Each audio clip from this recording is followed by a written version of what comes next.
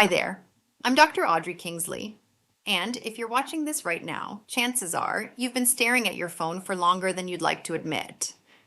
Maybe it's been 2 days, maybe it's been 2 weeks, maybe the last time he texted you, the conversation felt so warm, so right, so full of promise that you went to bed smiling. And now there's nothing, just a screen that won't light up and a mind that won't slow down. I've been a licensed clinical psychologist for over 30 years.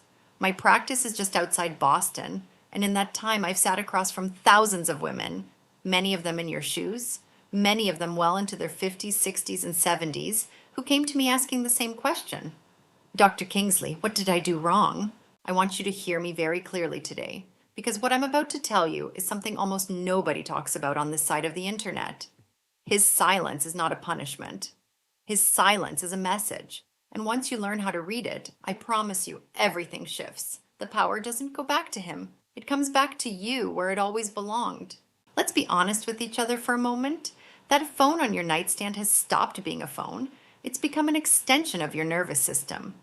Every buzz makes your heart jump. Every notification that isn't him is a tiny little sting. You open the app, you check his last scene, you scroll back through your messages, reading them like evidence in a courtroom. Was it that joke I made? Was I too eager? Should I have waited longer to reply? And before you know it, a woman who spent most of her life raising kids, running a household, holding down a career, maybe bearing a husband, maybe surviving a divorce, that same strong, wise woman is suddenly sitting at her kitchen table at 2 in the morning, wondering if she's lovable at all. I've watched this happen to brilliant women, doctors, teachers, grandmothers who raise 3 kids on their own. And I want you to know something, all of you. This ache you're feeling is not a character flaw. It's biology meeting loneliness, meeting hope. It makes sense. But the story you're telling yourself about what his silence means, that story is almost always wrong. Here's the truth I've built my whole career on. His silence, 9 times out of 10, is not a measure of your worth. It's a measure of his own internal pressure. The connection you two shared wasn't the problem. It was the trigger. He didn't run from you. He ran from the emotion that being close to you stirred up inside him. Now I want you to picture something with me. I want you to imagine that the male mind and the female mind are 2 completely different operating systems. Not better, not worse, just wired differently, especially when it comes to stress and emotional decisions. When you and I feel overwhelmed, what do? We reach out. We call our sister. We have coffee with our best girlfriend. We talk it through. That's how women have always processed hard things, sitting around kitchen tables, passing a pie round, sharing our worries out loud. Connection is how we find clarity. For us, silence feels like abandonment. It feels cruel. But men, and I'm generalizing here because of course there are exceptions, tend to operate the other way around. When they feel pressure, especially emotional pressure, they don't expand outward. They pull inward. They go quiet. They disappear into what I like to call the mental workshop. You know, like the garage where my own late husband used to disappear for 3 hours when something was bothering him. He wasn't mad at me. He was in there rearranging his tools and thinking. That was his process. The mental workshop is a quiet, private space where a man retreats when he's trying to figure something out. And here's the thing, everyone. Inside that workshop, he can only work on one project at a time. He cannot process his own feelings about you and simultaneously manage a conversation with you. It's not that he doesn't want to, it's that his wiring won't let him. When you send him a message asking what's going on in his mind, you've just knocked on the workshop door while he's in the middle of something delicate. It interrupts him. It adds pressure. And suddenly, the question he was quietly working on gets louder and more complicated. So what is he actually working on in there? Let me tell you, because this is the part most women never get to see. He isn't asking himself whether you're pretty. He already knows you are. He isn't asking whether you're smart or interesting. That's checked off the list. The question echoing in that workshop is much more primal than that. He's asking, does the idea of a life with her give me energy, or does it take energy away? That's it. That's the whole thing. A man wants a woman who feels like an oasis, not another battlefield. He isn't looking for one more problem to solve. He's looking for the woman whose presence makes his whole world feel calmer, lighter, more possible. And let me be clear, this has nothing to do with being quiet, submissive, or agreeable. I've seen the strongest, most outspoken women in my practice become magnets for the right partners. It's not about shrinking. It's about being so full of your own life that your company feels like a gift, not a demand. Now here's where it gets interesting. While he's in that workshop, he's not actually thinking about your flaws. He's watching from a distance how you handle his absence. And your reaction to his silence, without you even realizing it, becomes the most important piece of evidence in his entire experiment. Which brings me to the two biggest mistakes I see women make over and over again, and I want to walk you through both. Mistake number one, the innocent little just checking in text. You know the one. Hey, just thinking of you. Hope you're having a great week. Or a funny meme, or an article you think he'd like. From your perspective, it's harmless. You're keeping the door open. You're being friendly. You're reminding him gently that you exist. But here's how his brain reads it. He doesn't decode the words. He decodes the energy underneath. And the energy he picks up is, I can't sit with your silence. I need you to soothe me. Even if your message is the lightest thing in the world, the fact that you sent it during his pullback sends a signal of need. And in that moment, in his internal scorecard, you quietly slide from the column of easy positive energy into the column of emotional maintenance. You become a task. And no man fantasizes about being in a relationship with a task. Male desire, in my experience, lives in the territory of freedom. He needs to feel he's choosing you, not responding to your anxiety. Every well-intentioned text you send during his silence is a small brick in the wall of obligation. You think you're building a bridge. You're actually building a cage. Mistake number two, the belief that if he wanted to, he would. You've heard that line 1,000 times, I'm sure. And it's partially true, but it leaves out the most important part. A man pursues what he admires and respects. He does not pursue what he feels sorry for or what needs to be rescued.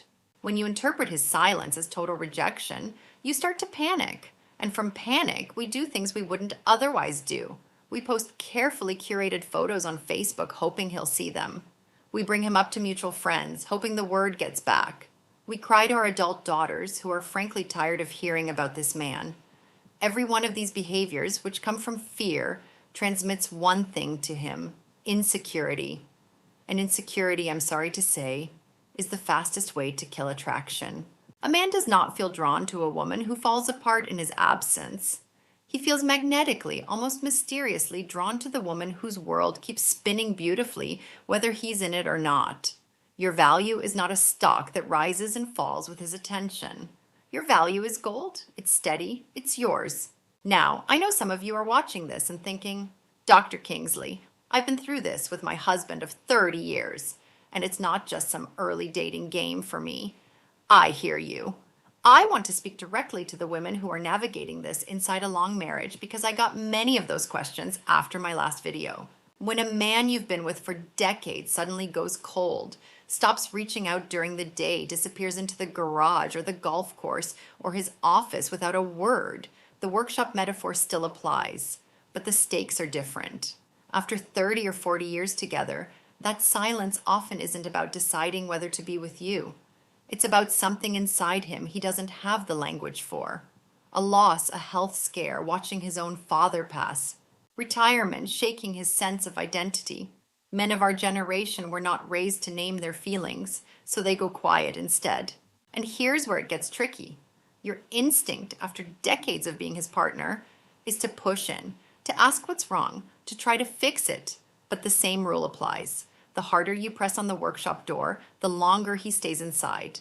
The better move, and I've seen this save marriages, is to respect the space, keep your own life rich and full, and let him know, without nagging, that the door back to you is always open, but never desperate. Now let me address something else I hear all the time. Dr. Kingsley, what does it mean when he blocks me? When he changes his number? When he just vanishes without a single word after 2 years, 3 years, sometimes more? I've had women come into my office absolutely shattered by this. One lady, lovely woman in her 60s, told me her partner disappeared 4 days before Christmas. No goodbye. Nothing. I want to be honest with you about this because I think you deserve honesty more than comfort. When a man blocks you or erases himself from your life completely, he is almost always doing one of 3 things. He is protecting himself from a conversation he doesn't feel capable of having. He is already involved with someone else and can't face telling you. Or he is struggling with something, addiction, depression, financial shame, that he doesn't want you to see. In none of those three cases is the answer because you weren't enough. In all three of those cases, the answer is because he couldn't do better. And ladies, I want you to sit with that for a second.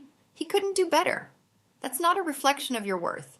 That's a reflection of his capacity. A grown man who cannot tell a woman he's been with for 2 years that he's ready to move on is a man with a hole in his character, not a man who found one in yours. Now, some of you have written to me asking, but Dr. Kingsley, doesn't this whole approach feel like I'm performing, like I'm playing games instead of being genuine? I want to answer that directly because it's the most important question in this whole conversation. No, this is not a performance. This is not manipulation. This is protection. When a woman builds a life she actually loves, fills her days with people who adore her, takes care of her health, tends to her garden, travels with her friends, volunteers at the church, whatever lights her up, she is not pretending. She is simply refusing to make one man the center of a universe that has plenty of other stars in it. That's not a game. That's wisdom. The performance actually is the other way round. The performance is when you sit by the phone, checking it every 3 minutes, pretending to be calm on the outside while you're falling apart on the inside. That's the real act. The authentic life is the one where you genuinely don't need him to be happy. And so paradoxically, you become the kind of woman who attracts the right kind of man effortlessly. Here's the deepest truth I've learned in 30 years of doing this work. His silence is a mirror. It isn't a window into his feelings about you. It's a reflection of the energy you're projecting in his absence. When he drifts back in his mind, and he will, what he senses is whatever you're giving off right now. If your energy is anxious, clingy, desperate, the mirror reflects that back, and his nervous system reads it as a threat. But if your energy is radiant, peaceful, busy, alive, the mirror reflects that back too, and that becomes the most powerful force of attraction there is. A man does not fall in love with you during the perfect dinner dates. Those just spark his interest. A man falls in love with you in your absence. He falls in love with the woman you become when he isn't there to witness it. So let me give you a simple 3-part plan. This is what I walk my clients through, and it works. Every single time, even if the outcome with that particular man isn't what you hoped, the transformation in you is something you keep forever. Step 1, a neurochemical detox. Right now your body is flooded with cortisol, the stress hormone. Every time you open his text thread, every time you check his profile, you're injecting another dose of that poison. So today, right now, I want you to archive his conversation. Don't delete it, just archive it. Get it out of your main screen, mute his notifications, hide his stories, commit to a 21-day fast from searching for any information about him. And please, stop talking about him with your friends for a little while. Tell them, I'm taking some time to get back to myself. They'll respect that. This step isn't a trick. It's medicine for your nervous system. Step 2, rebuild your kingdom. I want you to take out a piece of paper right after this video and write down 3 columns. Body, mind, tribe. Underbody, I want you to commit to treating yourself like the temple you are. Go for the morning walk. Join the water aerobics class at the Y. Cook yourself a real meal even when you're alone. Your body is the vessel of everything else. Don't neglect it. Undermind, pick one thing that challenges you. Take that online art class you've been putting off. Read that biography that's been sitting on your nightstand. Volunteer with the literacy program at the library. Give your mind something meaningful to chew on so it stops chewing on him. Under tribe, fill the silence he left with the other loves in your life. Call your sister. Have your grandchildren over for Sunday dinner. Reconnect with your college roommate. Plan the weekend trip with your girlfriends you've been saying you'd take for years. Love is everywhere. He was one channel, not the source. Step 3, the return protocol. Because if you do steps 1 and 2 with real discipline, here's what almost always happens. He comes back, maybe not with a grand gesture, usually just a small, low-risk message. Hey, how have you been? Or saw something that reminded me of you. That moment is your final exam. The wrong response, the one that comes from all that pent-up hurt, is to scold him. Oh, you're still alive! Or to interrogate. Where have you been? Or to flood him with a paragraph of your feelings. Don't. All of those tell him, you are still the center of my world. The right response follows a simple recipe: warmth, distance, autonomy. You wait a few hours, not as a game, but because you're genuinely busy living. And then you write something like, Hi, nice to hear from you. Things are great here. I've been really busy with a new project. Hope you're well too. That's it. No punishment, no questions, no emotional download. Just a quietly confident woman with a full life who has room to be friendly, but no need to be grateful he returned. That message is devastatingly attractive because it communicates one thing: my life is wonderful with or without you. You are welcome in it, but you are not necessary to it. And that freedom, that space, is exactly what makes him want to lean back in. Now, here's the twist I want to leave you with. By the time you complete this process, you'll realize the goal was never really about getting him back. The goal was about getting yourself back. And once you've done that, sitting in the throne of your own life, you get to decide whether he's even worthy of entering your kingdom at all. I've seen women in their 70s meet the love of their lives because they finally stopped chasing and started living. I've seen widows who thought their chapter of romance was over find something better than what they had before because they came to it whole instead of hungry. I've seen long married women reignite something with their husbands simply by stopping the pursuit and returning to themselves. This works at every age. It works in every season. So before I let you go today, I want you to ask yourself one question.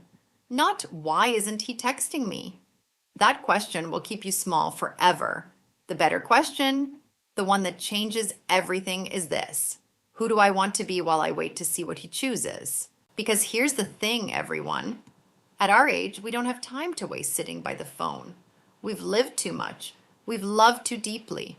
We've survived too many winters to let a silent screen steal the best parts of the years we have left. You are not a woman waiting to be chosen. You are a woman already chosen by life, by the people who love you, by the quiet voice inside you that's been telling you all along that you are more than this. So put the phone down. Make yourself the cup of tea. Call the friend who makes you laugh until you cry. Book the trip. Plant the garden. Live so fully that whether he comes back or doesn't, the answer stops mattering. Because the real love story, the one that really deserves the last chapters of your life, is the one you finally get to write with yourself. I'm Dr. Audrey Kingsley, and I'll see you in the next video. Take care of yourselves out there.